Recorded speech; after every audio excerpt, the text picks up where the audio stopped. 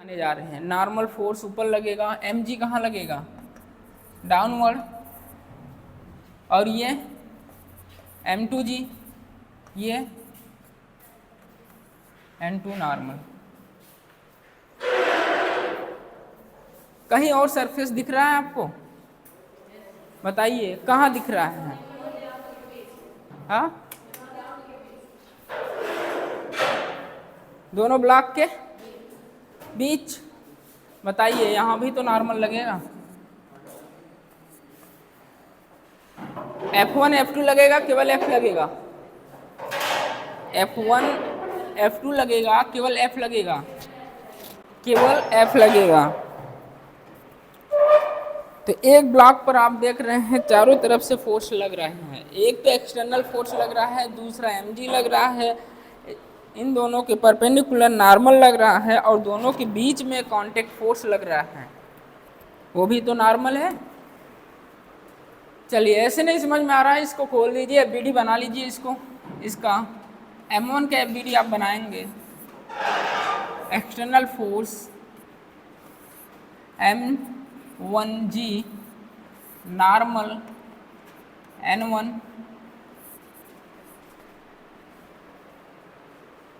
यही एफबीडी बनेगा। दूसरे पर फोर्स खींचना चाहते हैं, दूसरे ब्लॉक पर M2 पर, बताइए।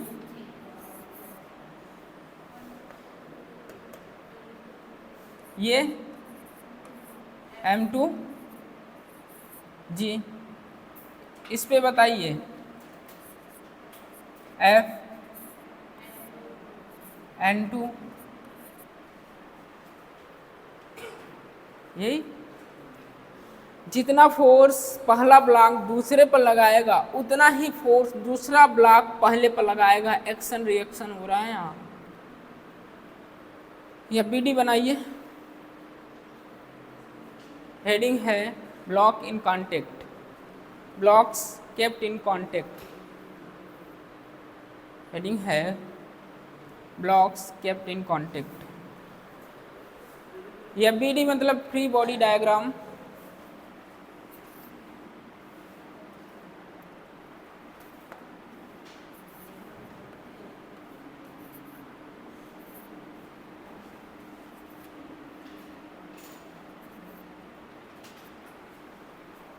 ये BD free body diagram.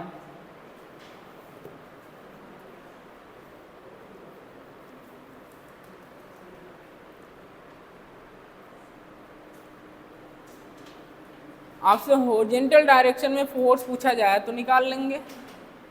Horizontal direction में फोर्स पूछा जाए तो निकाल लेंगे, बताइए।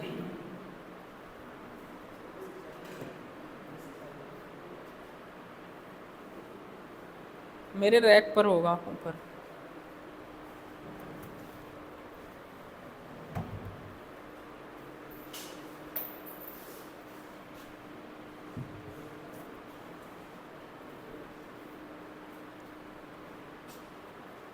N1 इक्वल टू क्या लिख सकते हैं? M1 जी,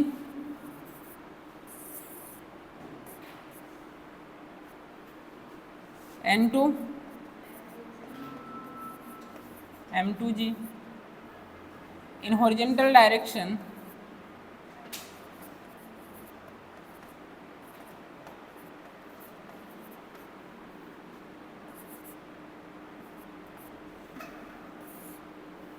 फोर्स बताइए। F minus F equal to M1 A लिख सकते हैं। F एक्सटर्नल अप्लाई कर रहे हैं, कांटेक्ट फोर्स भी लग रहा है, दोनों ब्लॉक के बीच में नॉर्मल फोर्स बोलेंगे। F minus F equal to M1 A, दुनिया का नेट बल MA के बराबर। ये पूरा आपका F नेट है, ये जो है ये आपका F नेट ही तो है, और F इक्वल टू क्या पढ़ते हैं, MA, क्योंकि इस ब्लॉक पर हॉरिजॉन्टल फोर्स लग रहा है कैपिटल F, ये घिसकाएगा, चलाने का काम यही करेगा। तो F माइनस दूसरा F इसके अपोजिट। देखिए इस ब्लॉक पर अगर आप फोर्स खींचना चाहते हैं या फोर्स लिखना चाहते हैं in the direction of horizontal direction, horizontal direction यही होगा, ऐसे तो नहीं होगा, ये तो वर्टिकल हो जाएगा। हॉरिजॉन्टल डायरेक्शन में आपसे फोर्स पूछा जा रहा है तो बड़ा कौन है, जो चला रहा है, capital F minus small f, क्योंकि एक दूसरे क्या है, अपोजिट है। तो F minus F equal to M A, F minus F equal to M1A। तीन हॉरिजॉन्टल डायरेक्शन में फोर्स आपने बताया capital F minus small f, मतलब नॉर्मल दो ब्लॉक के बीच में लगने वाला कॉन्टैक्ट फोर्स स्मॉल f।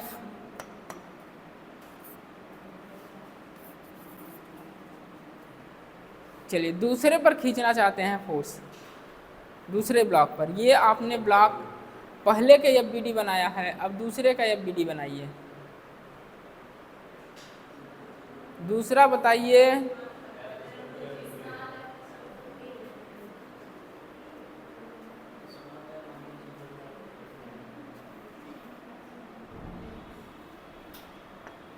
दूसरे ब्लॉक पर जो आपने इसका जब FBD बनाया, आपने देखा इधर वाला जो ब्लॉक था इस पे नॉर्मल फोर्स लगा रहा, कितना, स्मॉल m।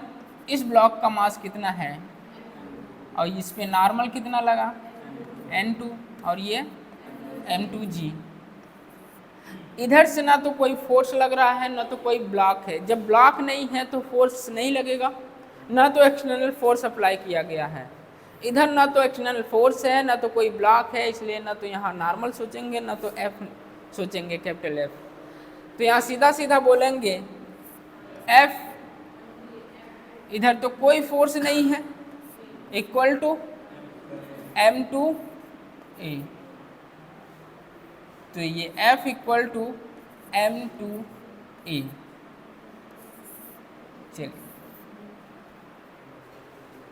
अब बात आई एक्सीलरेशन की।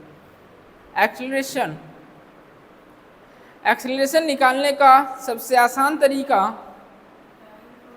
Driving force by total mass. Acceleration A equal to F driving force, या बोल सकते हैं F नेट। बताइए F नेट या ड्राइविंग फोर्स का मतलब जो आपके गाड़ी को चलाए, जो आपके सिस्टम को चलाए, वही ड्राइविंग फोर्स होता है, by total mass, by total mass. Acceleration A equal to F driving force by total mass. तो आप बोल सकते हैं F net by total mass. बताइए उसी ब्लॉक पर जो ब्लॉक M1 और M2 था उस पे जो एक्सटर्नल फोर्स लग रहा था, जो चलाने का काम कर रहा था, कैपिटल F था। जो सिस्टम को चला रहा है कौन है, वो कैपिटल F है, यही तो सिस्टम को चला रहा है।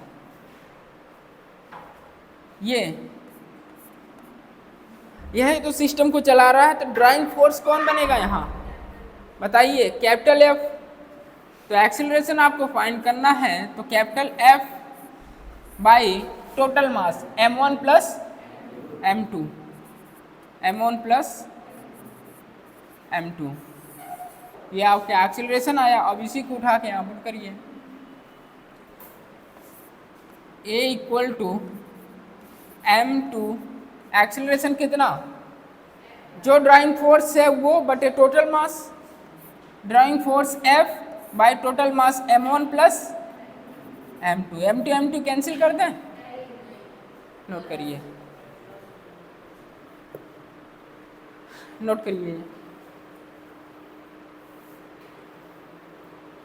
ये बनाना आना चाहिए आपको। FBD एक ब्लॉक पर कितने फोर्स लग रहे हैं ये बनाना आना चाहिए आपको। FBD का मतलब फ्री बॉडी डायग्राम।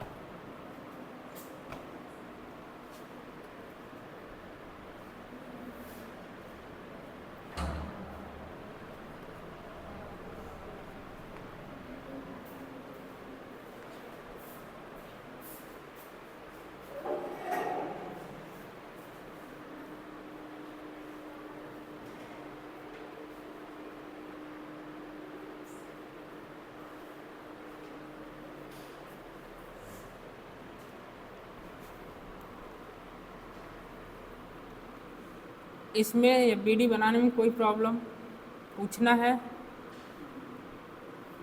ये बीडी आना चाहिए।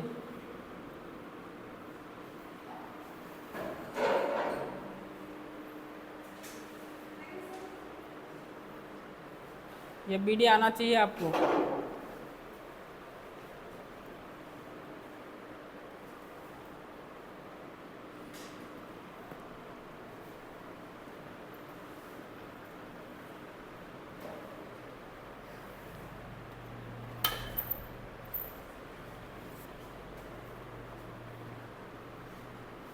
ये बीडी फिर से बताया जाए, आया? बना लोगे अब बीडी? चलिए अगला क्वेश्चन करिए। तो find acceleration of the system, find acceleration of the system and contact force between the, find acceleration of the system, find acceleration of the system and contact force between the blocks, between the blocks, all surfaces frictionless, all surfaces frictionless.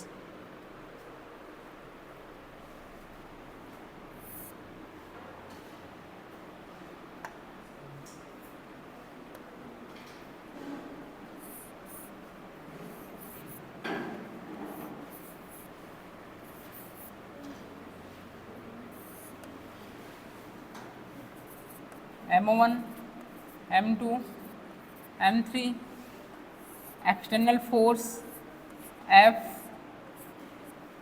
Frictionless surface है, कोई friction नहीं है surface पर।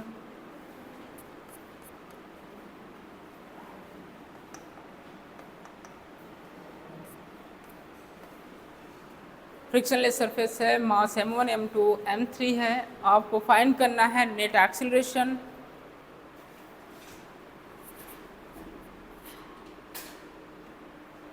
Find क्या करना है? Find acceleration of the system and contact force between the blocks. F1, F2,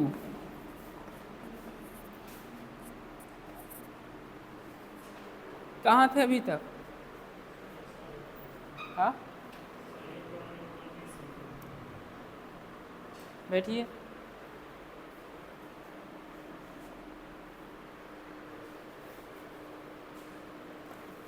सबसे पहले जो फॉर्मूला आपको बताया गया है एक्सीलरेशन निकालने का, जब भी ऐसा क्वेश्चन आए सबसे पहला अटैक आप एक्सीलरेशन पर करेंगे। एक्सीलरेशन होता है, एक्सीलरेशन A इक्वल टू होता है F नेट, जो चलाने का काम कर रहा है, जो सिस्टम को चला रहा है, वो आपका एक्सटर्नल फोर्स या ड्राइविंग फोर्स बनेगा।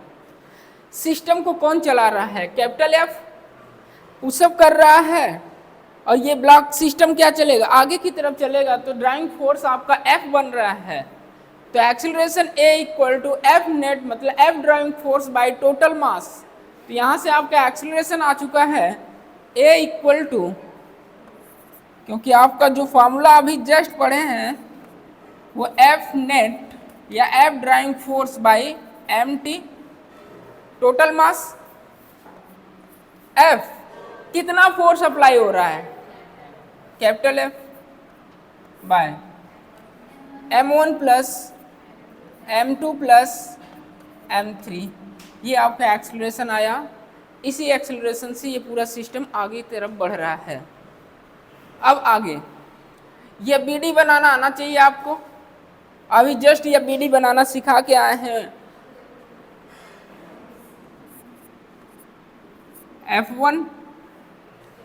F1 यहाँ, तो F1 यहाँ भी होगा। जितना ये ब्लॉक इस पे फोर्स लगाएगा उतना ही ये ब्लॉक इस पे फोर्स लगाएगा। Newton third law action reaction. इन दोनों के बीच में कांटेक्ट फोर्स आ चुका है F1, यहाँ F2 मान लें। अलग से अब BD बनाना है तो देखिए, ये BD मतलब फ्री बॉडी डायग्राम, एक ब्लॉक पर कितने फोर्स लग रहे हैं ये आप मेंशन करने जा रहे हैं। M1 ले रहे हैं, ब्लॉक M1 का FBD बनाने जा रहे हैं। ऊपर यही पढ़ा के है, एक बार और मौका है देख लीजिए। फॉर्मूला यही है, net acceleration, acceleration is equal to F driving force by total mass. यह बीडी कैसे बनाते हैं, एक ब्लॉक पर आप ऑल फोर्सेस को मेंशन करिए, क्या क्या फोर्स लग रहा है। पहला जो आप बचपन से जानते हो वो होता है mg, m1g। ये कॉन्टेक्ट सरफेस है, दो कॉन्टेक्ट सरफेस के बीच में परपेंडिकुलर लगता है कौन सा, normal force. Normal force perpendicular ऊपर की तरफ लगेगा N1। आपने बताया N1 is equal to M1g। M1 block पर कोई फोर्स और तो नहीं लग रहा, हाँ लग रहा है, एक्सटर्नल फोर्स F, और कोई फोर्स M2 के कारण M1 पर फोर्स, कांटेक्ट फोर्स लग रहा है F1। एक ब्लॉक पर सारे फोर्स आपने मेंशन कर दिया, और मैं पूछ रहा हूँ हॉरिजॉन्टल डायरेक्शन में आपको फोर्स बताना है, इक्वेशन लिखिए हॉरिजॉन्टल डायरेक्शन में। तो सिस्टम इधर ही चल रहा है, क्योंकि फोर्स अप्लाई कर रहे हैं ब्लॉक कैपिटल M पर, तो पूरा का पूरा सिस्टम इस तरह चलेगा आगे की तरफ। इसका मतलब ये ज्यादा होगा कांटेक्ट फोर्स से। कैपिटल F माइनस F1, और दुनिया का नेट बल होता है Ma के बराबर M1A। ये पूरा का पूरा आपका F है, F नेट, और F नेट इक्वल टू क्या होता है, Ma। F1 minus capital F जो एक्सटर्नल फोर्स लग रहा है, minus F1 equal to M1A। Equation first.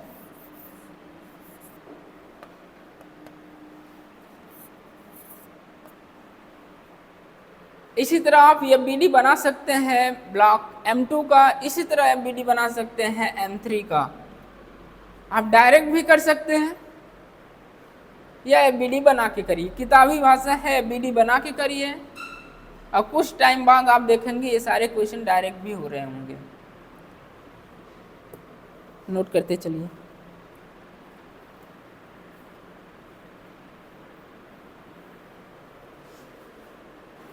M3 पर बताइए, M3 पर कोई भी एक्सटर्नल फोर्स नहीं लग रहा है, सीधा F2 इक्वल टू क्या लिखेंगे, M3A।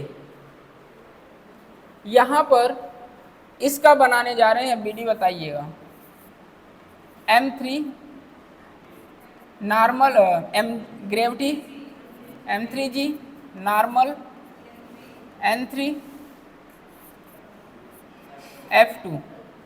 F2 लिखना चाहते हैं, F2 माइनस 0, क्योंकि इधर से कोई फोर्स नहीं लग रहा है, इक्वल टू दुनिया का नेट बल Ma के बराबर Ma। M क्या है, M3 है, एक्सीलरेशन A। F2 आपको चाहिए तो F2 इक्वल टू क्या लिख सकते हैं, M3, और एक्सीलरेशन अभी अभी निकाल के आए हैं, एक्सीलरेशन निकालने हैं F by M1 plus M2 M3, तो एक्सीलरेशन रख देंगे F by M1 plus M2 plus M3। Note करिए।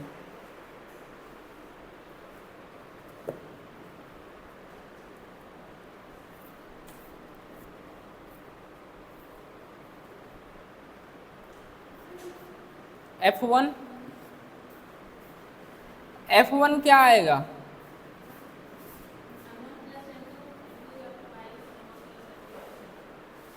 ये F2 आ गया। F2 निकालना आसान है, क्योंकि इस पर कोई भी एक्सटर्नल फोर्स नहीं लग रहा है, सीधा आप F2 इक्वल टू बोल सकते हैं क्या, M3A।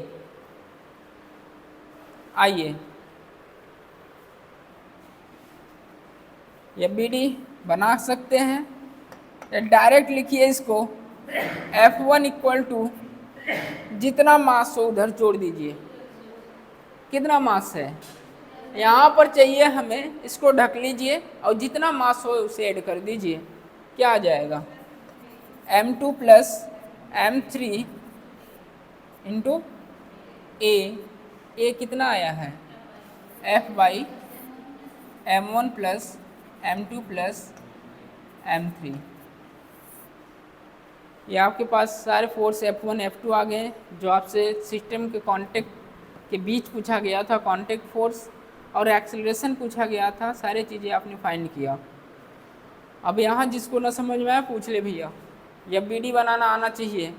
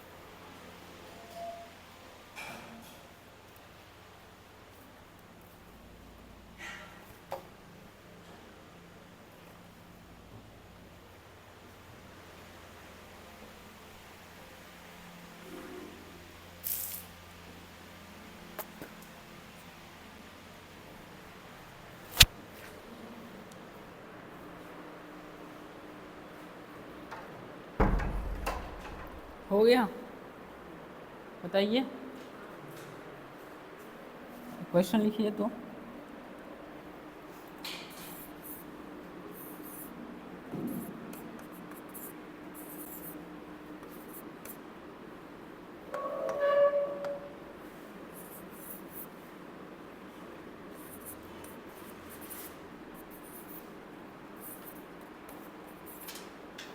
All surfaces frictionless, frictionless surface है।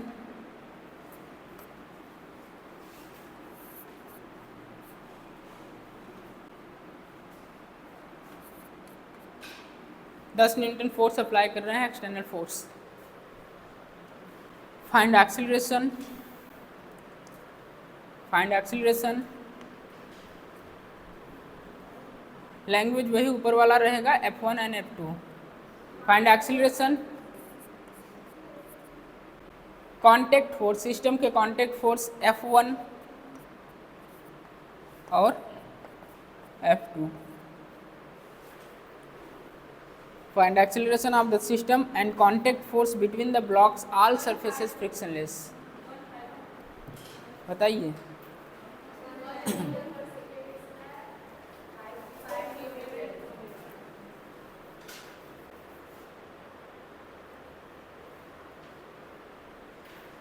वन 152 करिए।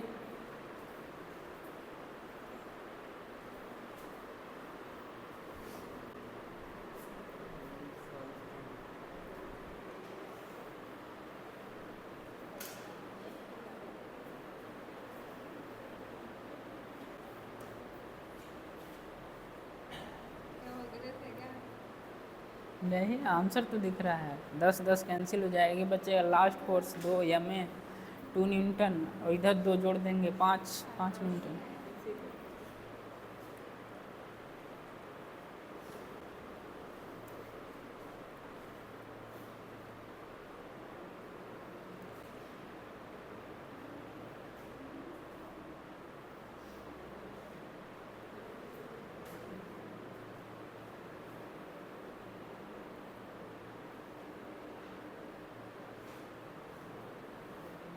सही है, करो। कितना अप्लाई हो रहा है? 10 न्यूटन, ऊपर 10, टोटल मास कितना है? 5 3 8 2 10, 10/10 कितना आ जाएगा? 1 metre per second square. 1 metre per second square. Acceleration की यूनिट क्या होती है? 1 metre per second square, metre per second square. तो आंसर आपका आएगा 1 मीटर पर सेकेंड स्क्वायर।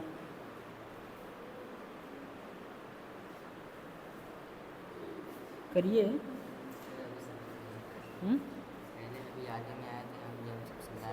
ये नया ही स्टार्ट हुआ है, न्यू टॉपिक है। हाँ, A acceleration 1 metre per second square. Formula देखी है, कहाँ गया?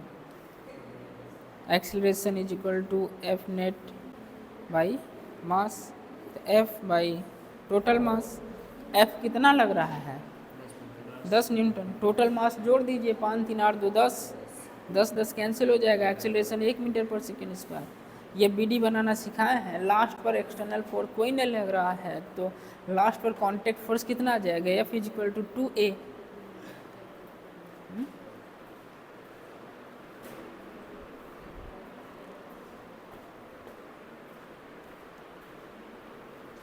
क्वेश्चन यूं ही सॉल्व होंगे जब आप कर लेंगे 1-2 बार प्रैक्टिस।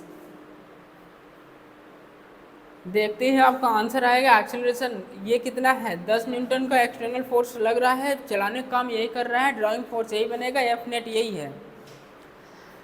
भाई टोटल मास, मास कितना है? 5 किलोग्राम, 3 किलोग्राम, 2 किलोग्राम।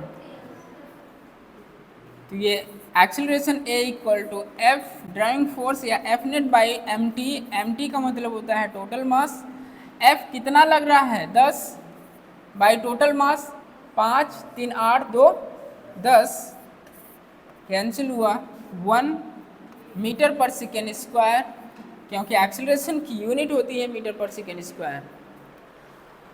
अब सबसे पहले वहाँ अटैक करिए जहाँ आसान हो, जहाँ कम फोर्स लग रहा हो। कम फोर्स कहाँ लग रहा है? लास्ट पर कोई फोर्स नहीं लग रहा है तो यहाँ आप बोल सकते हैं F2 इक्वल टू, यहाँ F1 होगा, यहाँ F1 होगा, यहाँ F2 होगा। तो F2 इक्वल टू कोई फोर्स नहीं लग रहा है तो कितना हो जाएगा? मास एम है, मास कितना है? 2। एक्सीलरेशन आपने कितना फाइंड किया है? 1। तो क्या हो जाएगा ये? 2 न्यूटन। आइए यहाँ पर क्या करना है? F1 निकालना है, इसको ढक लीजिए। ठीक है, F1 निकालना है, इसको ढकिए। जितना मास इधर है टोटल ऐड कर दीजिए। 3 और 2 5। F1 इक्वल टू आपने पढ़ा है M1 plus M2, sorry M2 plus M3 A। M2 plus M3 3 plus 2, 3 plus 2। Acceleration आपने फाइंड किया कितना? 1। ये कितना आ गया? 5 न्यूटन। नोट करिए।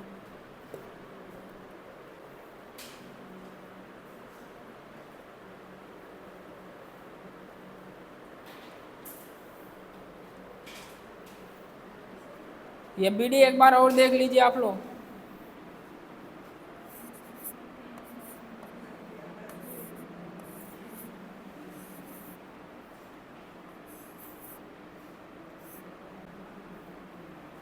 ये M1 है और ये M2 है।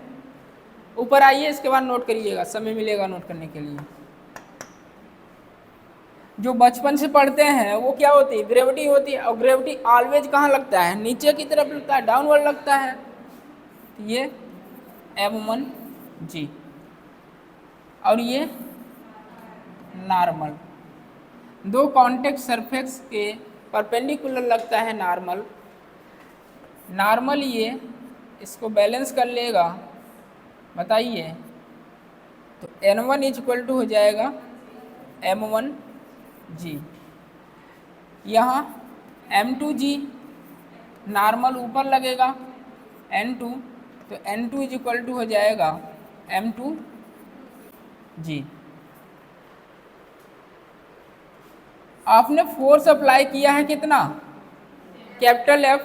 चला तो यही रहा है सिस्टम को, ड्राइविंग फोर्स यही बनेगा, एफ नेट यही बनेगा। नेट एक्सेलरेशन लिखना चाहते हैं, पूरे सिस्टम का एक्सेलरेशन निकालना चाहते हैं, तो A equal to F driving force by total mass. Total mass तो F by total mass M1 plus M2, M1 plus M2। अब आइए हम इनके बीच में फोर्सेस निकालने की कोशिश करते हैं। जो यहाँ फोर्स लग रहा है, आपने बताया ये कांटेक्ट सरफेस है, ये ब्लॉक का सरफेस है, ये जहाँ पर रखा हुआ उसका सरफेस है, इन दोनों के सरफेस के परपेंडिकुलर लगता है नॉर्मल। तो कांटेक्ट सरफेस तो यहाँ भी लग रहा है, ये भी तो कांटेक्ट सरफेस है ब्लॉक का, तो यहाँ भी तो नॉर्मल लगेगा।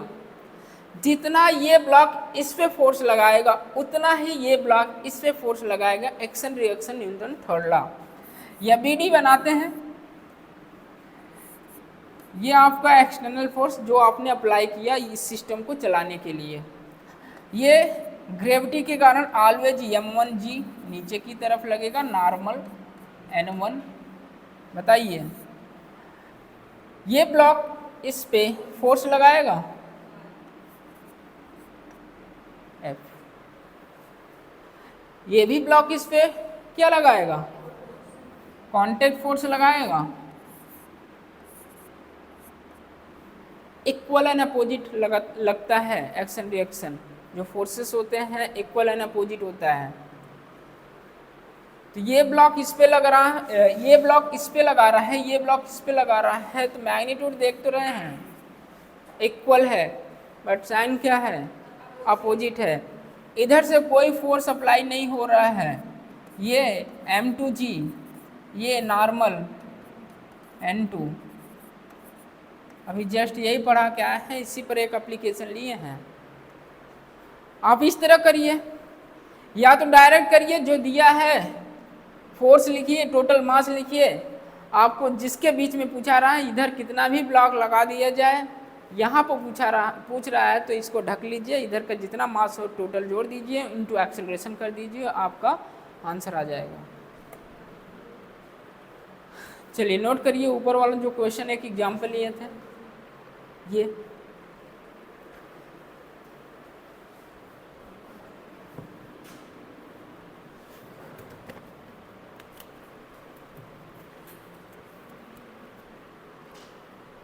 अगला क्वेश्चन लिखिए, find acceleration of the system. Note कर लीजिए, बाकी जो बैठे हैं उनके लिए।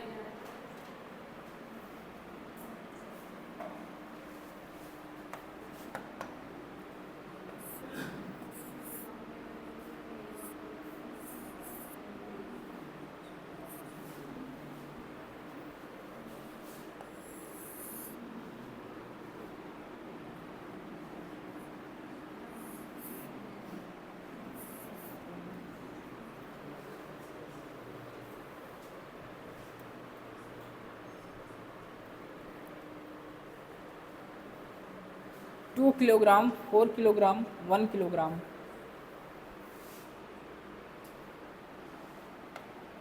टू किलोग्राम,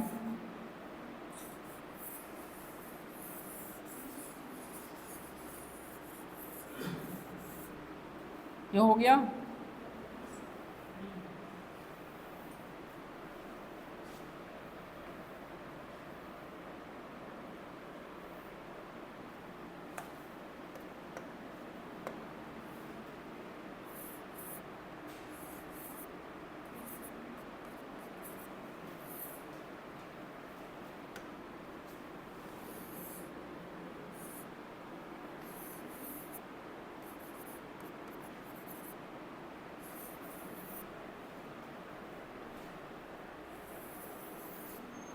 फ्रिक्शनलेस सरफेस है,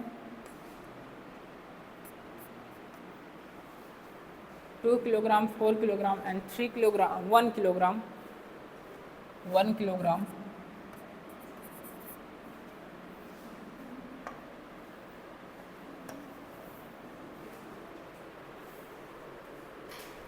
एंगल लिखिए,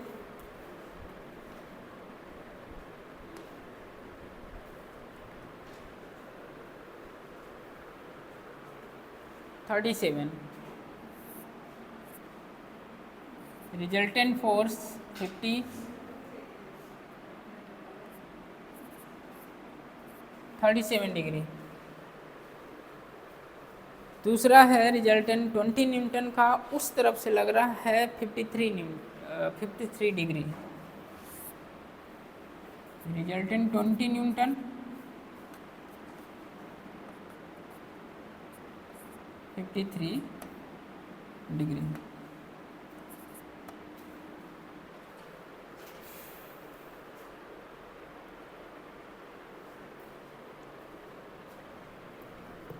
लिखिए find acceleration of the system, find acceleration of the system and contact force between the blocks, contact force between the blocks.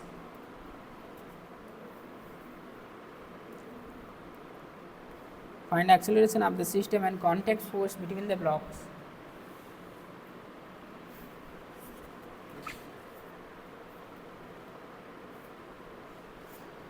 यहाँ एक थोड़ा सा वेक्टर का है जो हेड दिया है, हेड पर एंगल है, एंगल कहाँ पर है? हेड पर। इस एंगल को कहाँ ले जाना पड़ेगा? टेल पर, क्योंकि वेक्टर में आपको पढ़ा के आए हैं जब कभी भी एंगल हेड पर हो, किसी का कंपाउंड रिजॉल्व करना हो, उस एंगल को आप टेल को ले जाना पड़ेगा। बताइए, सेम ऐसा ही क्वेश्चन जेईई मेन में आया है, हेड पर एंगल दिया था, अगर आप हेड पर एंगल लेकर कंपाउंड रिजॉल्व करेंगे तो हो सकता है आपका आंसर गलत है। जब ऐसे क्वेश्चन आए, अगर हेड पर एंगल दिया है तो हेड को जो एंगल दिया है इसको कहाँ ले जाना पड़ेगा? टेल पर। एक बात बताइए, हेड और टेल समझ में तो आ रहा है ना? ये हेड है भैया, ये हेड है और ये टेल है। एंगल कहाँ पर है? हेड पर है। इसको कहाँ ले जाना पड़ेगा? टेल पर ले जाना पड़ेगा। उसके बाद कंपाउंड रिजॉल्व करेंगे, फिर आप आंसर कर सकते हैं आसानी से।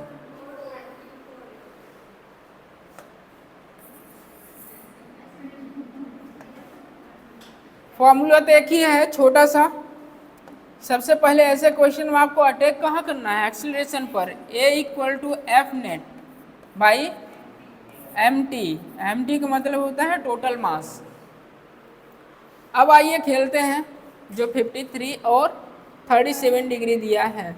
सबसे पहले इसको पता रहना चाहिए इसकी वैल्यू कितनी होती है साइन कॉस में। तो कॉपी के ऊपर जो जगह है वही बना लीजिए, हर जब भी आता है तब भी कहते हैं आपको, लेकिन चीज़ें याद नहीं रहती हैं। और ये 53 डिग्री, 3 के सामने 3 लिखिए, 5 के बगल में 5 लिखिए और ये 4। अब यहाँ से आप साइन, टेन, कॉट कुछ भी निकाल सकते हैं।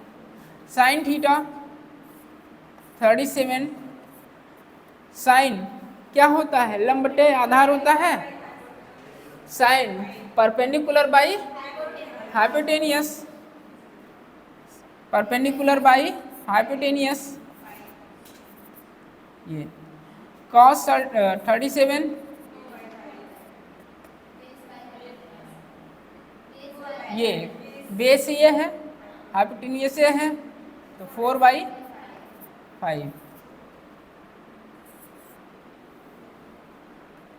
साइन 53 डिग्री, बताइए साइन इसके परपेंडिकुलर कौन है?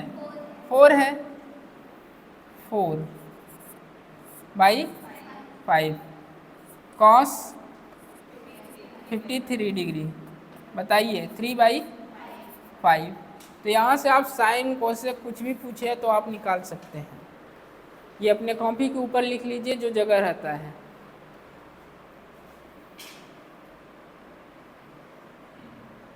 आइए चलते हैं, सबसे पहले कंपोनेंट रिजॉल्व करते हैं। और कंपोनेंट रिजॉल्व करने के लिए एंगल को कहाँ ले जाना पड़ेगा? टेल पर ले जाना पड़ेगा।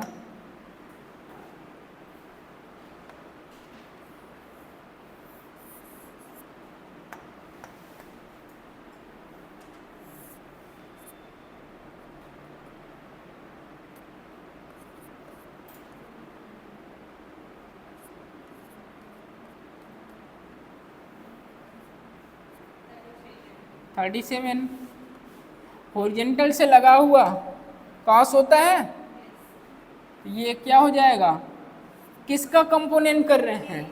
रिजल्टेंट का कंपोनेंट कर रहे हैं, इसका कंपोनेंट कर रहे हैं, तो 50 cos 37, इधर 50 साइन 37। चलिए वैल्यू रखना स्टार्ट करिए। 50 cos 37 अभी अभी करके आए हैं, देखिए यहाँ से cos 37 कहाँ है, ये 4/5। रखिए वैल्यू को,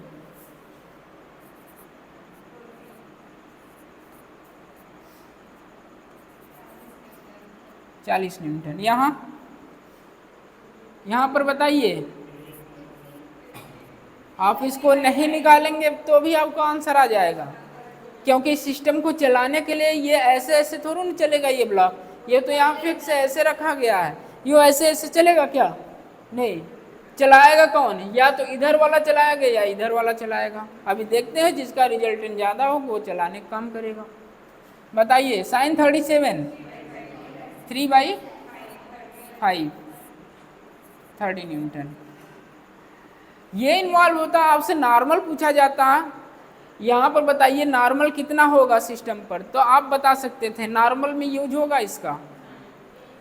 यहाँ पर बताइए, और ये 20 है, 20 साइन 53, 20 साइन 53 की वैल्यू बताइए, 4/5 16 न्यूटन। ठीक है, यहाँ बताइए cos 53 3/5 5 4 कितना आएगा, 12 न्यूटन।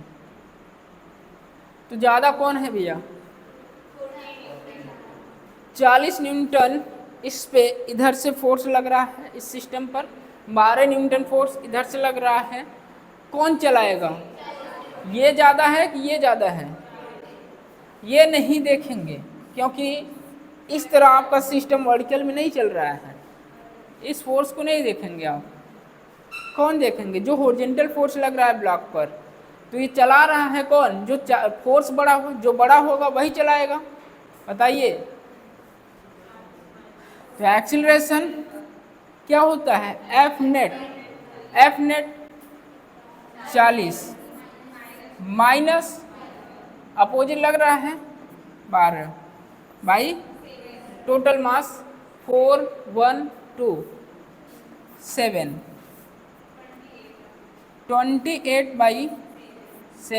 तो एक्सीलरेशन आ जाएगा आपका 4 मीटर पर सेकेंड स्क्वायर। आइए अब क्या पूछा गया है, कांटेक्ट फोर्स F1 और F2। अगर यहाँ आप कांटेक्ट फोर्स देखेंगे,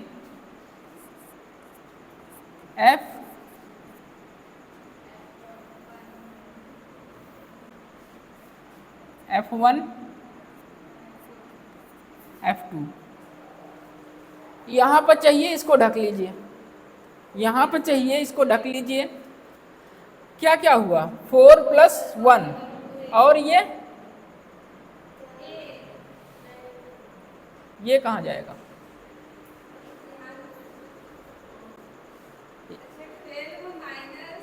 -12 न्यूटन, ये भी तो इसी पर लगेगा। क्या क्या आंसर आ रहा है आप लोगों का, बताइए।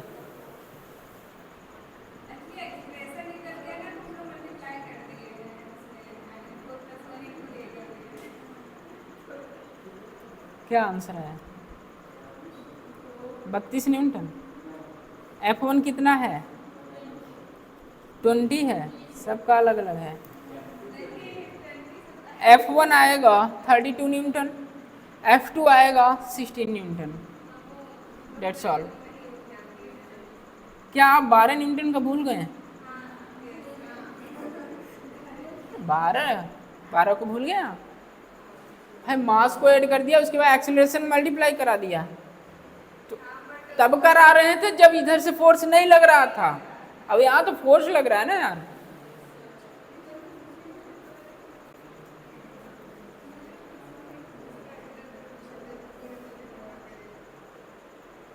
चलिए, अगर आप अपने बुक के हिसाब से चलेंगे, जो इंटर की बुकें हैं उसमें बीडी बनाएंगे, ये बनेगा आपका कितना है, ये 2 किलोग्राम, और ये 4 किलोग्राम, और ये 1 किलोग्राम। फ्रिक्शन सरफेस लेस है, सरफेस जो है फ्रिक्शन लेस है। यहाँ कितना फोर्स लग रहा है, 40 न्यूटन का, और इधर कितना फोर्स लग रहा है, 12 न्यूटन का फोर्स अप्लाई हो रहा है। ये ज़्यादा है, इक्वेशन बनाइए, 40 माइनस यहाँ F1, बताइए यहाँ F2, ये ज़्यादा है, ज़्यादा में से कम को घटाएंगे, बताइए 40 माइनस F1, दुनिया का नेट बल ma के बराबर, m कितना 2 है, m कितना है 2 है, एक्सीलरेशन 4।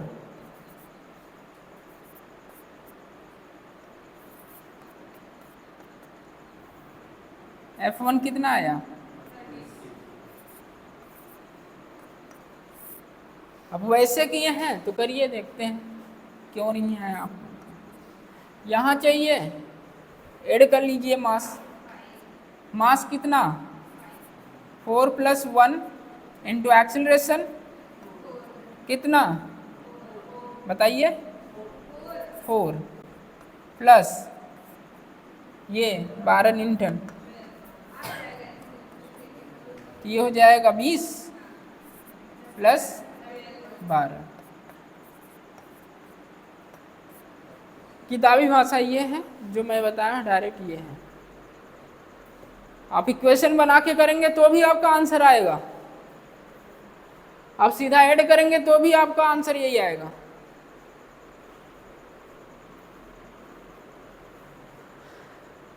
F2 कितना आ जाएगा,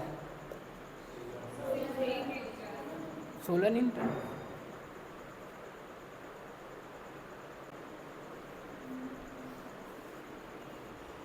F2 इक्वेशन से करेंगे, सिस्टम तो अभी भी इधर ही जाएगा, F2 minus 12 equal to 1 into 4, तो F2 इक्वल टू क्या हो जाएगा, 12 में 4 जोड़ेंगे 16 हो जाएगा, 16 न्यूटन।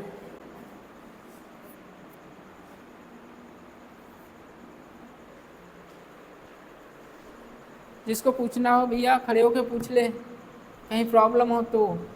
एक्सीलरेशन और दो कांटेक्ट के बीच में फोर्स जो लग रहा है F1 F2, ये किस तरह आ रहे हैं, नहीं समझ में आ रहा है तो पूछ लीजिए।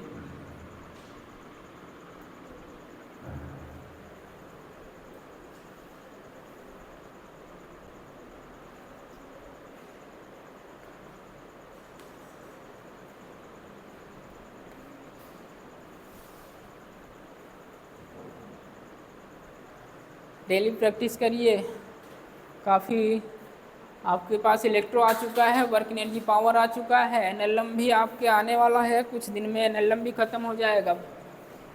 आज 16 तारीख है, हो सकता है 2 क्लास फिजिक्स की चलेगी, एक केमिस्ट्री की चलेगी पर डे। 30 तारीख तक ये पूरा ख़त्म करना है हमको। एनएलएम चलेगा, कोलिजन सेंटर ऑफ मास भी साथ में चलेगा।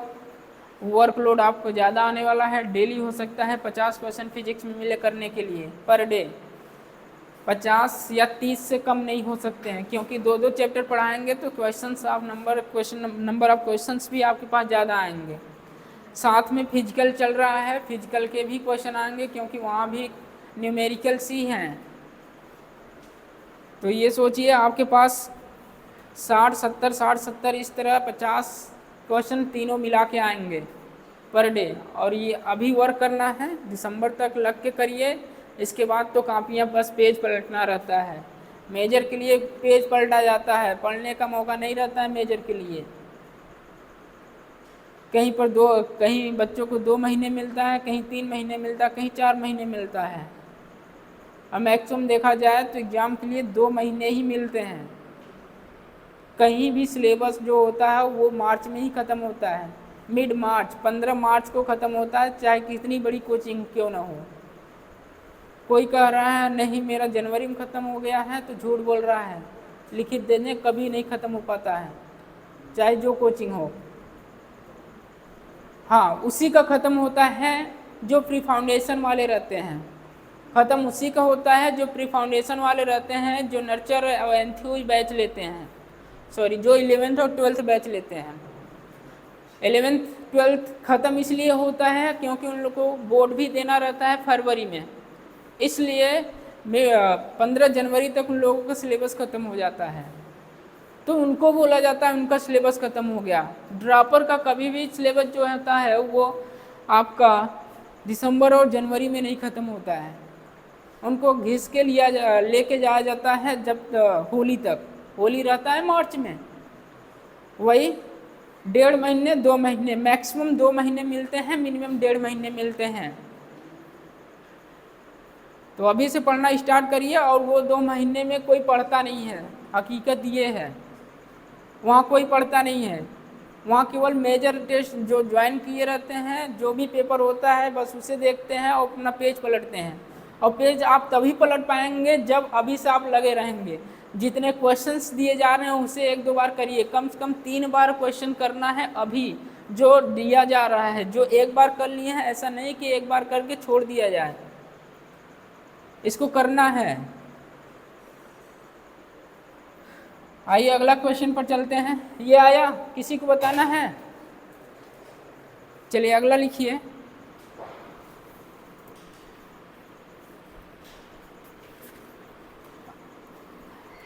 हेडिंग डालिए, लिफ्ट और एलिवेटर।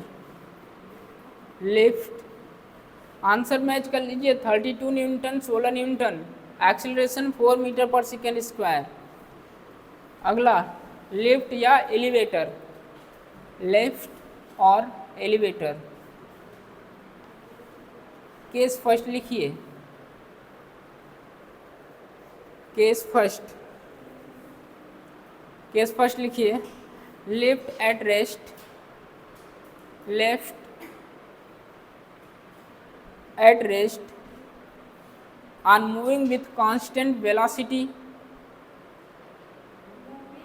हाँ मूव कर रहा है कांस्टेंट वेलोसिटी से। लिखिए केस फर्स्ट में, lift at rest moving on constant velocity.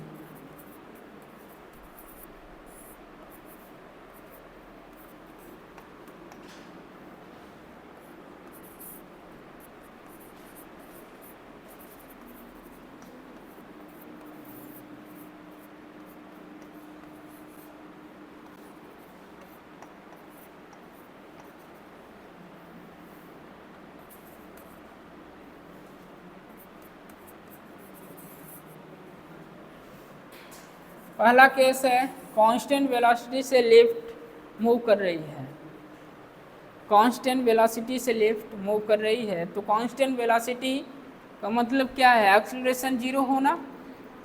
Slowly का मतलब ही यही होता है एक्सीलरेशन 0, चाहे आप स्लोली शब्द दिखे क्वेश्चंस में और चाहे आपको कांस्टेंट वेलोसिटी दिखे, दोनों ही कंडीशन में एक्सीलरेशन क्या होता है? 0।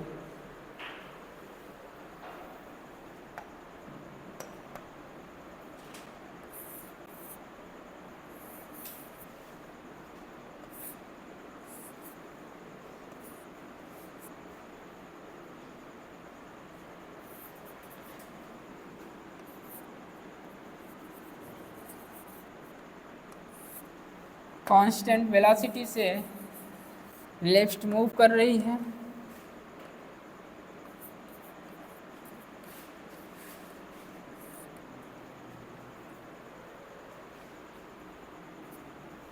बनाते चलिए साथ साथ केस है,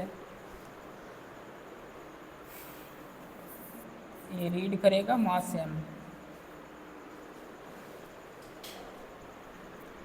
एम जी नीचे ही लगेगा, बताइए, एम जी नीचे लगेगा तो नॉर्मल mg को बैलेंस कर लेगा, नॉर्मल mg को बैलेंस करेगा। इक्वेशन क्या बन सकता है, हाँ जी इफेक्टिव कितना आएगा, जी इफेक्टिव कितना आएगा, जी ही रहेगा, जी इफेक्टिव जी, क्योंकि कांस्टेंट वेलोसिटी है तो एक्सेलरेशन जीरो हो जाएगा। जी इफेक्टिव जी प्लस ए अपवर्ड की ओर लेते हैं तो एक्सेलरेशन जीरो हो जाएगा। जी इफेक्टिव कितना होगा, जीरो होगा। लिखिए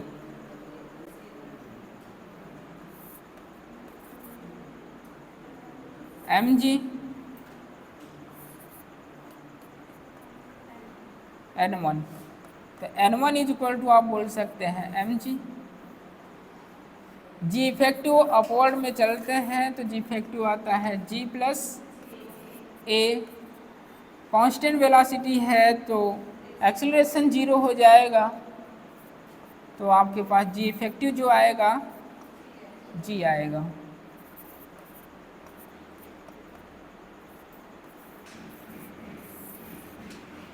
वेट बताइए, वेट कितना होगा,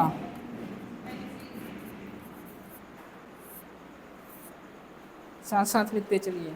वेट mg होगा, नॉर्मल mg होगा, velocity constant, vector v equal to zero दिखा सकते हैं, sorry acceleration equal to zero. तो सीधा वेट पूछा जाएगा, जब कांस्टेंट वेलोसिटी से लिफ्ट मूव कर रही है तो वेट क्या होगा, mg की इक्वल होगा, चाहे आप नॉर्मल की इक्वल दिखा सकते हैं। अब दूसरा केस लिखिए, ascending with constant acceleration.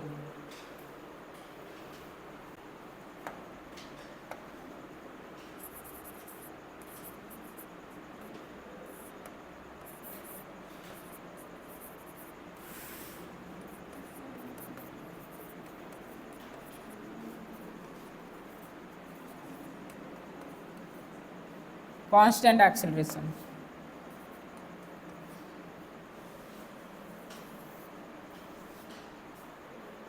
ascending with constant acceleration,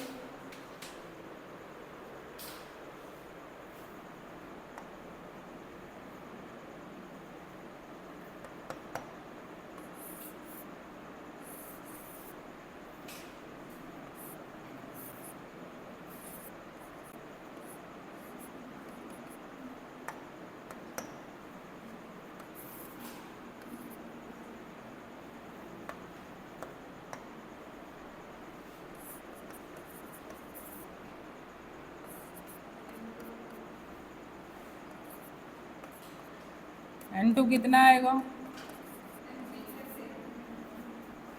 normal mg रहेगा। वेट कितना आएगा,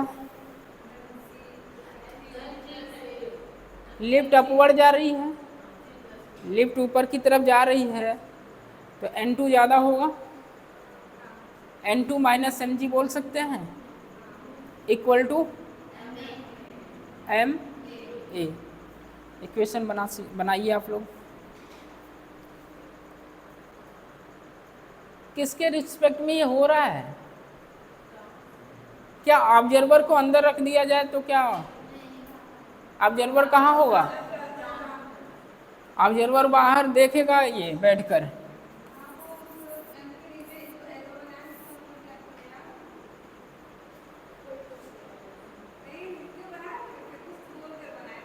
क्या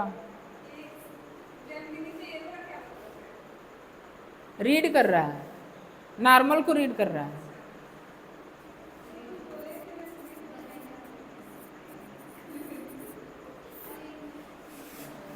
ऑब्जर्वर कहाँ है, कहाँ बैठा है, कहाँ खड़ा है, ग्राउंड पर। ये जो भी कहानी हो रही है ये ग्राउंड के रिस्पेक्ट में हो रही है। यदि इसी ऑब्जर्वर को मैं लिफ्ट में बैठा दूँ तो ये कुछ महसूस ही नहीं करेगा।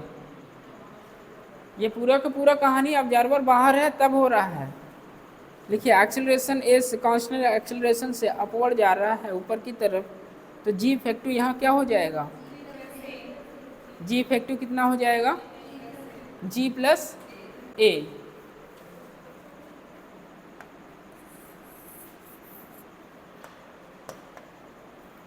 इक्वेशन बोल सकते हैं, एम जी, दुनिया का नेट बल एम ए के बराबर, ये पूरा का पूरा आपका फोर्स ही तो है, M A.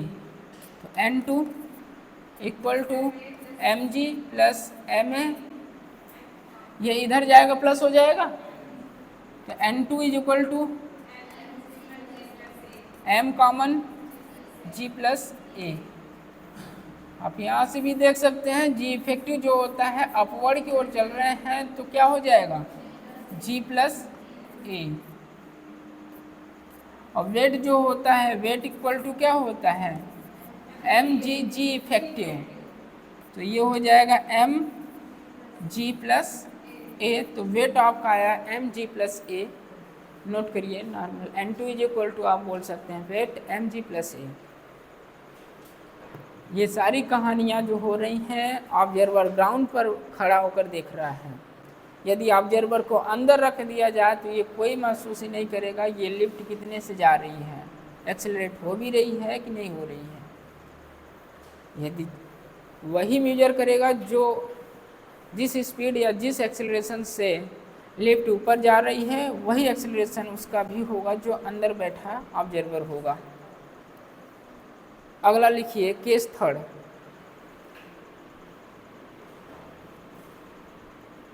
Case third,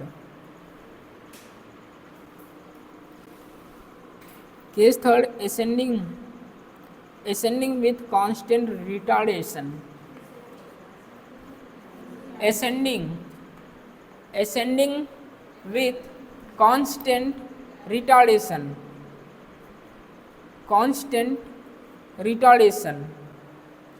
ascending with constant retardation।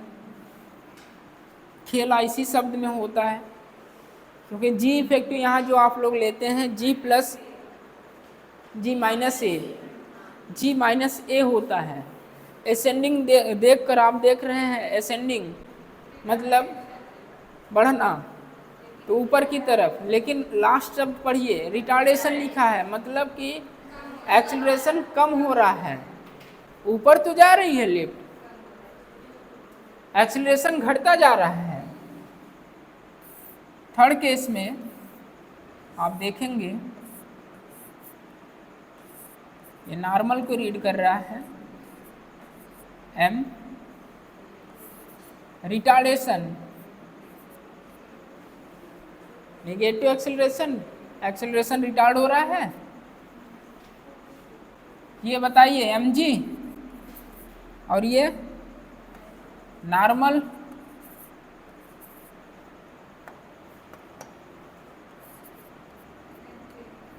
n3 minus M G equal to M minus A. हर बार n3 क्यों कर रहे हैं, n3 माइनस एम जी क्यों कर रहे हैं, एम जी माइनस n3, क्योंकि ऊपर की तरफ जा रहा है, ऊपर की तरफ जा रहा है तो ये ज़्यादा होगा तभी तो ऊपर जाएगा। तो n3 minus M G equal to n3 equal to ये हो जाएगा आपका M G minus M A, तो n3 एम जी माइनस ए। बताइए इफेक्टिव, जी इफेक्टिव कितना आया यहाँ, जी माइनस ए। तो आप वेट बोल सकते हैं एम जी इफेक्टिव, और जी इफेक्टिव जो है वैल्यू रख दीजिए, वेट आ जाएगा। ये केस थर्ड है। केस फोर्थ लिखिए, केस 4 लिखिए, left descending with constant acceleration, note करिए इसको। और केस फोर्थ लिखिए,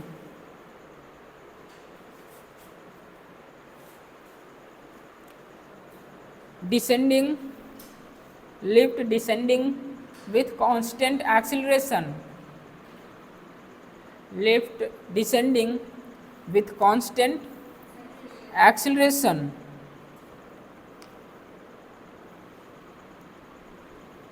descending नीचे आ रहा है लिफ्ट, लिफ्ट नीचे आ रहा है तो कौन ज़्यादा होगा?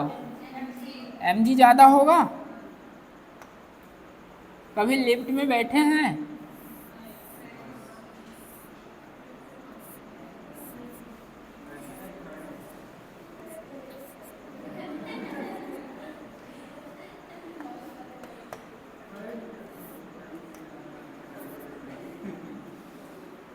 डिसेंडिंग मतलब नीचे की तरफ आ रहा है, डायरेक्शन देखिए नीचे की तरफ दिखाया गया है। ये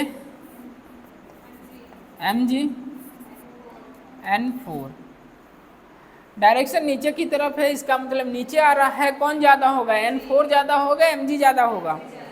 ये ज़्यादा होगा तभी तो ये नीचे आ रहा होगा लिफ्ट। तो mg minus n4 equal to ma। तो mg minus ma equal to n4। तो n4 equal to mg minus a।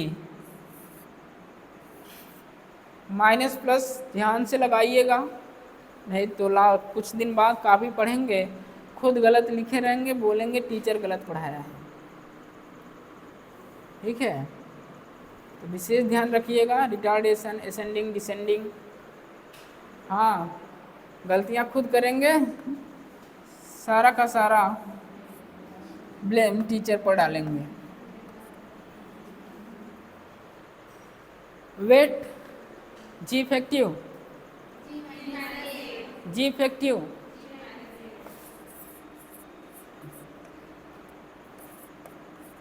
Ji minus A, wait होता है m जी इफेक्टिव। नोट कर लीजिए, ये केस चल रहा है, सब पर क्वेश्चन है।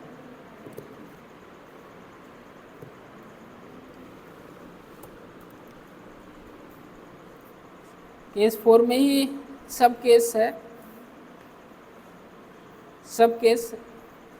इसे स्मॉल ए दे दीजिएगा, ये जो अभी किए हैं इसको नेम दे दीजिए स्मॉल ए, स्मॉल बी को लिखिए। सब केस, केस 4 है, केस 4 में ये सब केस है, sub case first, sub case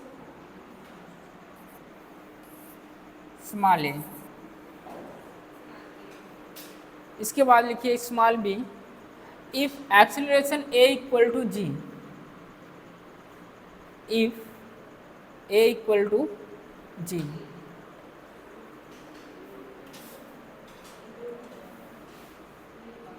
B if a equal to G. बताइए नॉर्मल कितना आएगा? नॉर्मल वेट बताइए, नॉर्मल वेट क्या होगा? Free fall condition, weightlessness condition. Weightless, आपके अपने भार का महसूस ही नहीं होगा। ये कंडीशन होती है कब? जब रस्सी टूट जाए लिफ्ट की। ऐसा न हो, भगवान करे, नहीं तो इतना बड़ा धमाका होता है, आपका सर टकरा जाता है और आप हो सकता है बच भी सकते हैं और नहीं भी। लिफ्ट जब टूटती है, लिफ्ट की जो केबल होती है वो जब टूटती है तो बचने के चांस तो बहुत कम होते हैं। अगर टॉप फ्लोर से गिर रहा है, पता नहीं कितनी मंजिले से गिर रहा है, टूट गई रस्सी, तो यही कंडीशन होता है एक्सेलरेशन a इक्वल टू जी। अपने भार का महसूस ही नहीं होता, आप कितने किलोग्राम के हैं, आप कितने किलोग्राम के हैं ये महसूस ही नहीं होगा। वैसे तो कितने किलोग्राम के होंगे? 50 के नीचे ही होंगे, एक ही मैं ही हूँ जो 50 के ऊपर हूँ। ठीक है,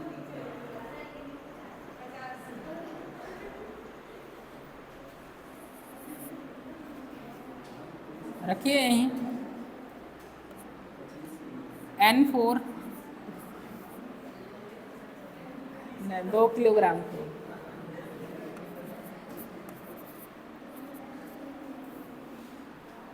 जब ये कंडीशन हो a इक्वल टू जी, रखते ही यहाँ जीरो हो जाएगा। नॉर्मल क्या रीड करेगा? कुछ भी नहीं, आपका वेट भी कुछ नहीं है।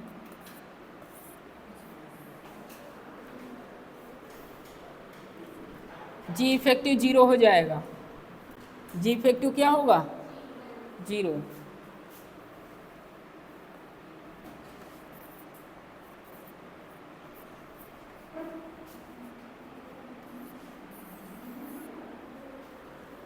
बातें ना करें।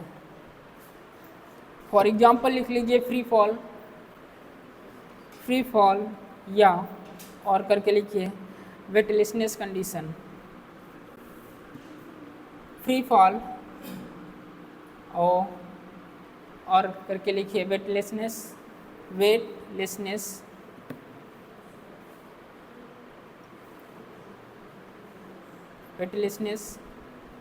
हो गया। स्मॉल सी लिखिए, small C if A greater than G, ए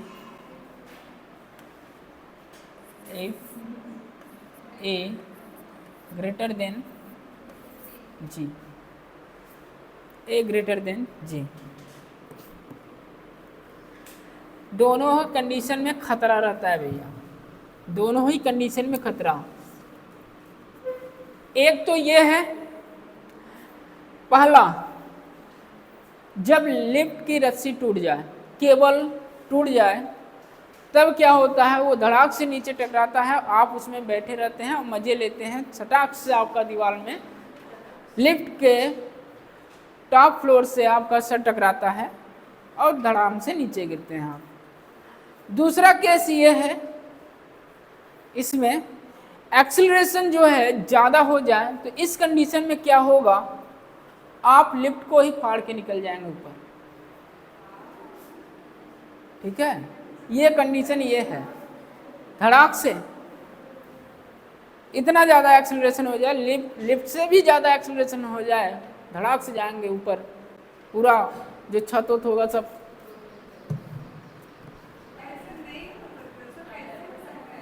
ये कंडीशन है शक्तिमान। आपका सर नहीं, अच्छा आपका सर, वो जो लिफ्ट का सर होगा वो दीवार से जाकर आर पार हो जाएगा ऊपर की तरफ। नहीं, आपका तो पता भी नहीं होगा आप जिंदा हैं कि नहीं हैं। ठीक है, ये तब होगा जब एक्सेलरेशन जी से ज़्यादा हो जाए। लिखिए if small A greater than G, G equal to होता है 9.8 मीटर पर सेकेंड या 10 मीटर पर सेकेंड स्क्वायर। अब 9.8 से ज़्यादा हो जाए, मान लीजिए acceleration 12 metre per second square हो गया, तो इस कंडीशन में लिफ्ट जो होता है कोलैप्स कर जाता है। लिखिए block lifts the floor and collides with ceiling. Block lifts the floor LEAVES, हाँ, block lifts the floor and collide with ceiling। block lifts the floor and collide with ceiling। पांचवा case लिखिए इसमें,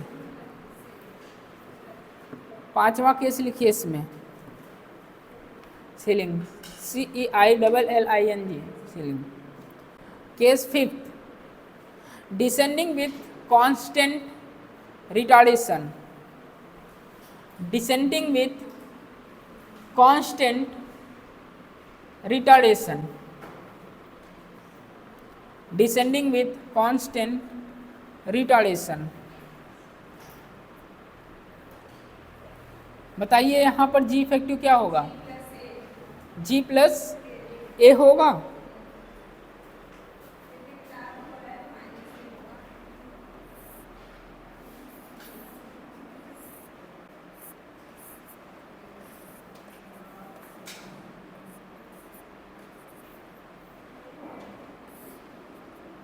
retardation plus downward, descending और retardation दोनों, तो acceleration कम हो रहा है तो नेगेटिव लगा दिए। ये क्या mg, ये m5। बनाइए इक्वेशन, mg माइनस करें कि n5 माइनस करें।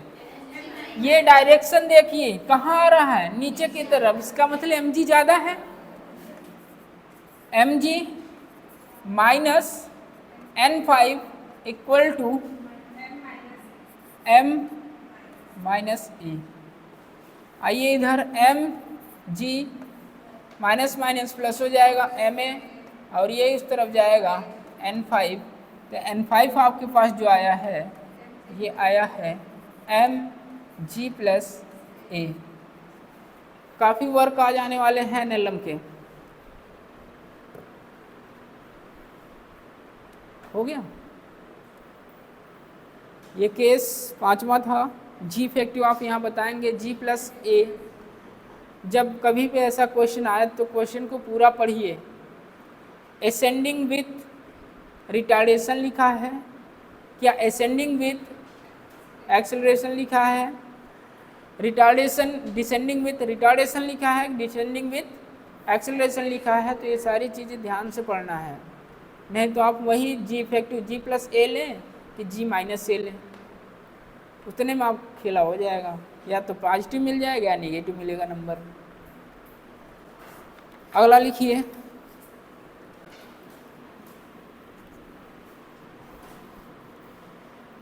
देखिए इस तरह के क्वेश्चन नहीं करा रहे हैं कि एक लिफ्ट है ऊपर की ओर, मतलब अपवर्ड जा रही है इतने एक्सेलरेशन से। कहने का मतलब है ये एक क्वेश्चन देख लीजिए, और ऐसे क्वेश्चन मैं नहीं करा रहा हूँ, ऐसे आपको वर्क मिलेगा, खुद से करिएगा। ये नॉर्मल को रीड करेगा, मास है यहाँ 10 किलोग्राम, और ये a equal to 2 metre per second से ऊपर की ओर जा रही, ये डायरेक्शन है, ये दिखा रहा है लिफ्ट कहाँ जा रही है, अपवर्ड। ठीक है, अब आपसे यहाँ पूछा जा रहा है वेट बताइए।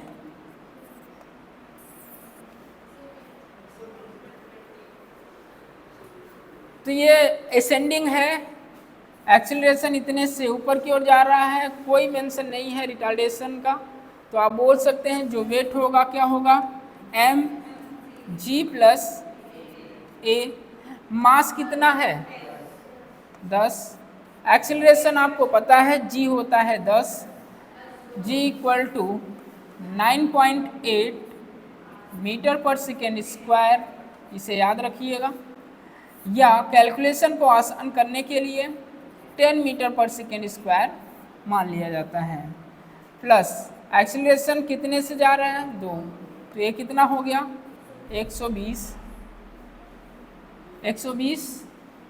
न्यूटन। वेट है न्यूटन ही आएगा, या 12 केजी। ठीक है, तो ये इस तरह क्वेश्चंस यहाँ बनते हैं। केस यदि आपको याद रहेगा तो आसानी से कर ले जाएंगे। तो ये आपको वर्क दिया जाएगा, खुद से करिएगा। क्वेश्चन लिखिए,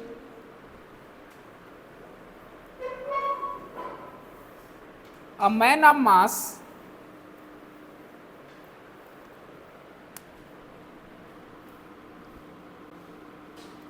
A man of mass 50 kilogram,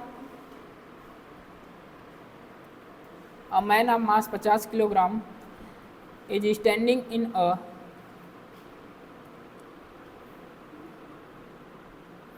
mass 50 kilogram, ठीक है, is standing in a lift,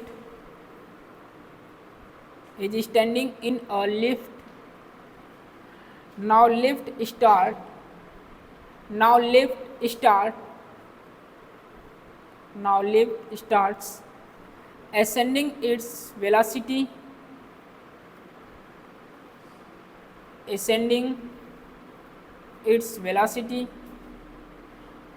time graph, ascending its velocity time graph is given,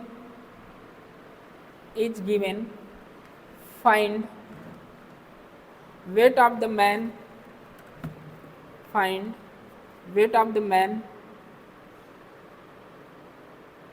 find weight of the man at a time t equal to 1 second and t equal to 4 second, comma t equal to 8 second.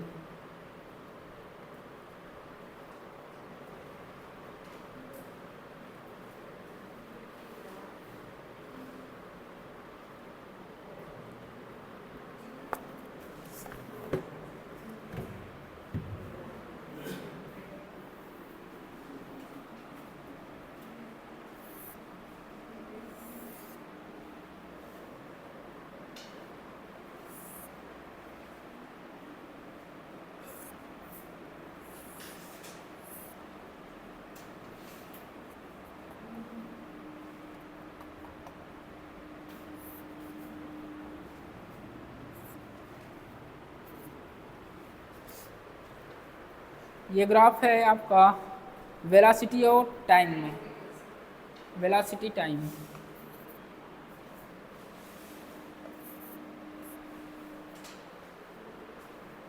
Velocity time graph है।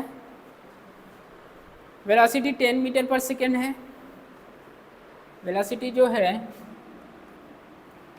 10 metre per second है। Time given है आपको 1 second, 2 second, 4 second and 8 second.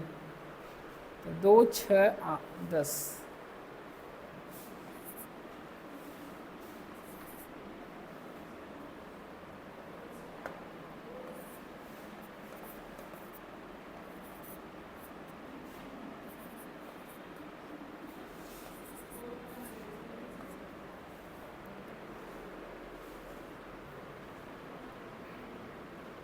आपसे पूछा गया है 1 second, 4 second और 8 second. इसका मतलब 1 सेकेंड इसके बीच में पाया जाएगा, 4 सेकेंड इन दोनों के बीच में होगा और 8 सेकेंड यहाँ होगा। ठीक, बताइए। आप सोच रहे हैं जो पूछा गया है वो तो दिया ही नहीं। 1 सेकेंड 0 से लेके 2 के बीच में ही आएगा। 2 से 4 के बीच में 4 सेकेंड आ सकता है और 8 सेकेंड यहाँ आ सकता है। चलिए करना स्टार्ट करिए। क्वेश्चन कंप्लीट है।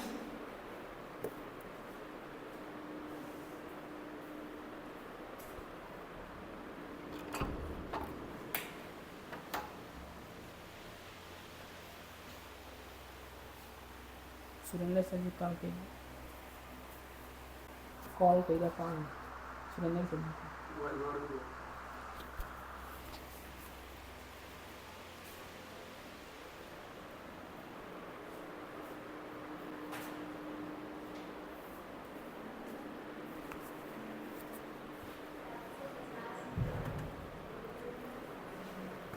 सात 750।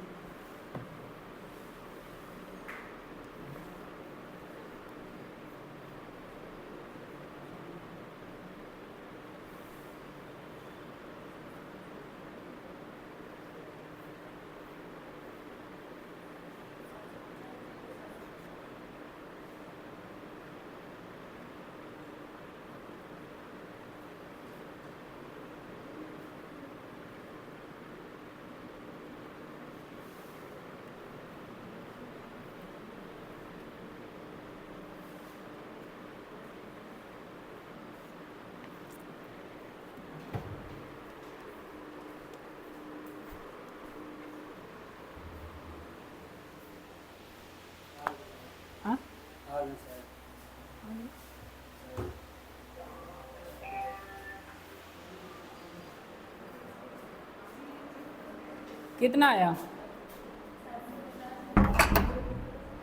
750 न्यूटन। 0750। सबसे पहले आपको पता चलना चाहिए ये ग्राफ किसके किसके बीच में है। वेलोसिटी टाइम के बीच में है, तो वेलोसिटी टाइम का स्लोप क्या देता है? एक्सीलरेशन। और स्लोप निकालने का फॉर्मूला क्या होता है? Acceleration a equal to tan theta,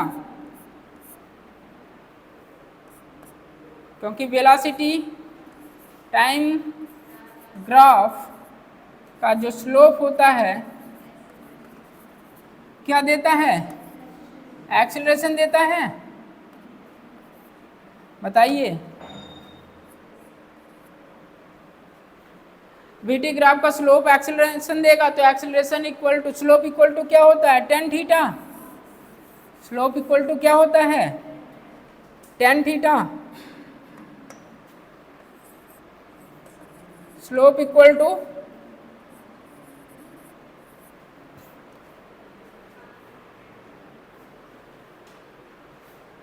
भैया जिसको नहीं समझ में आया तो ये रट ले, और रटना पड़ेगा भी। पोजीशन टाइम का ग्राफ क्या देता है? Position time, position time graph velocity देता है। वेलोसिटी टाइम ग्राफ का स्लोप क्या देगा? एक्सेलरेशन देगा। Slope equal to tan theta. Slope equal to tan theta. और ये स्लोप किसके इक्वल है? एक्सेलरेशन। तो आपने एक्सेलरेशन लिखा। बातें ना करिए, वैसे 5 मिनट में क्लास छूट जाएगी, बातें करिएगा खूब।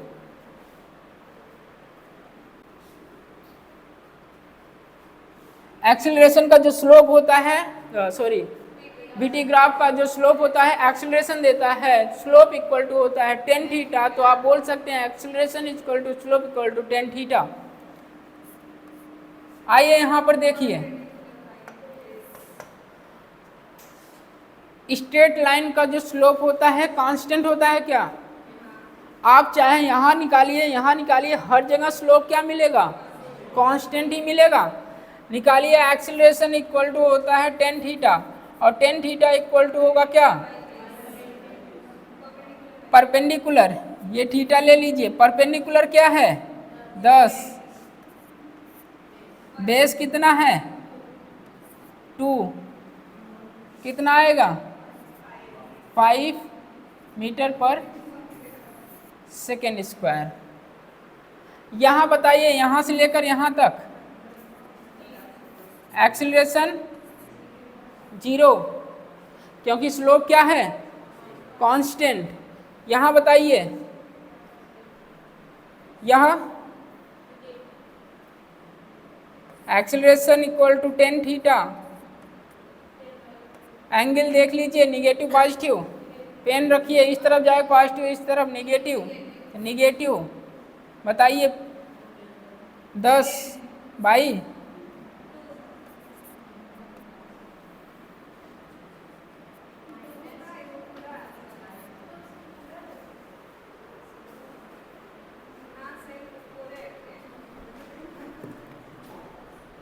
बताइए, -2.5 मीटर पर सेकेंड स्क्वायर। अब आपको पता चलना चाहिए एक्सेलरेशन यहां से यहां तक लेके तो बढ़ रहा है, यहां पॉजिटिव एक्सेलरेशन आ रहा है। पेन को रखिए, इस तरफ पेन जा रहा है तो स्लोप क्या आ रहा है? पॉजिटिव। स्लोप क्या आ रहा है? पॉजिटिव। जो आपने एक्सेलरेशन निकाला +5 मीटर पर सेकेंड स्क्वायर आ रहा है। इसका मतलब यहां से यहां तक जाने में क्या हो रहा है? एक्सेलरेट हो रही है बॉडी। और एक्सेलरेट हो रही है तो जी इफेक्टिव क्या होगा? G+A। यहां से यहां तक चलने पर G+A होगा। यहाँ तो कांस्टेंट रहेगा, मतलब जी इफेक्टिव जी रहेगा, और यहाँ जी इफेक्टिव क्या होगा? G-A, क्योंकि रिटार्डेशन हो रहा है, घट रहा है। एक्सेलरेशन नेगेटिव का मतलब होता है यहाँ रिटार्डेशन हो रहा है, तो जी इफेक्टिव G-A होगा। करिए पहला,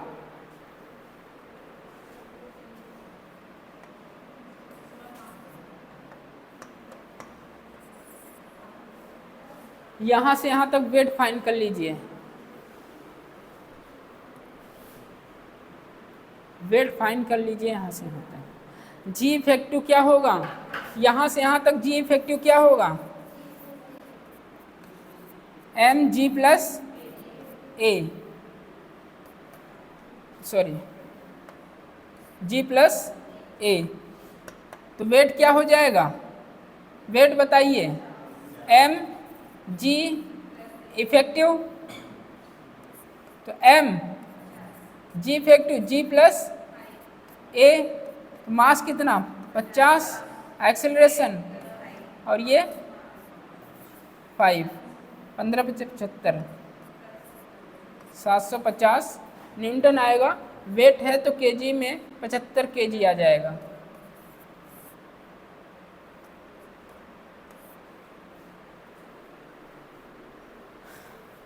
दस से भाग देते हैं केजी वेट के लिए।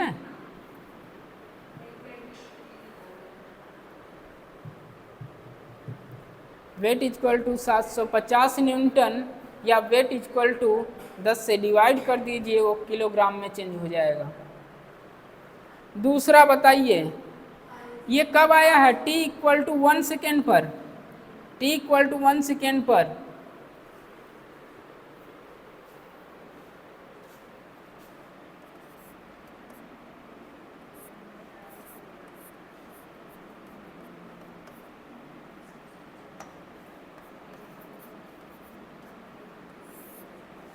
t equal to 1 second, accelerate हो रही है g effective g plus a। t equal to 4 second पूछा गया है। t equal to 4 second, t equal to 4 second. बताइए एक्सेलरेशन 0 है तो g इफेक्टिव क्या हो जाएगा? g प्लस 0, तो g, तो वेट क्या हो जाएगा? mg, ये हो जाएगा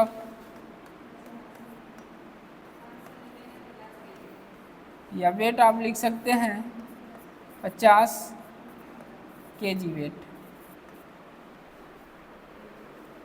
10 से भाग देंगे, किलोग्राम में चेंज हो जाएगा। अगला कहाँ पर पूछा है? t इक्वल टू 8 सेकेंड,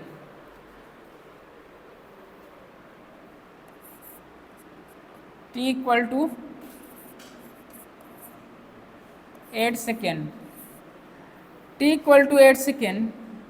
आपने स्लोप फाइंड किया है, स्लोप इक्वल टू, ऑप्टिज है एक्यूट है, ऑप्टिज है, पेन आपने रखा था इधर नहीं जाकर इधर आया था तो निगेटिव, और परपेंडिकुलर कितना 10 और ये 4, माइनस 2.5, माइनस ये दिखा रहा है यहाँ रिटार्डेशन हो रहा है, तो जी इफेक्टिव आप लेंगे एम जी माइनस ए, तो वेट आप बता देंगे एम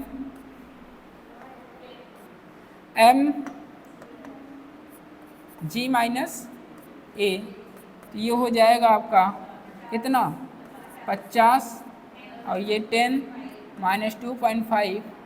ऐसा नहीं माइनस माइनस प्लस कर दें, आप पहले ही यूज कर चुके हैं डायरेक्शन में, वही देख तो बता रहे हैं कि रिटार्डेशन हो रहा है। 50 इंटू कितना आएगा 7.5, 375 न्यूटन या 37 केजी वेट।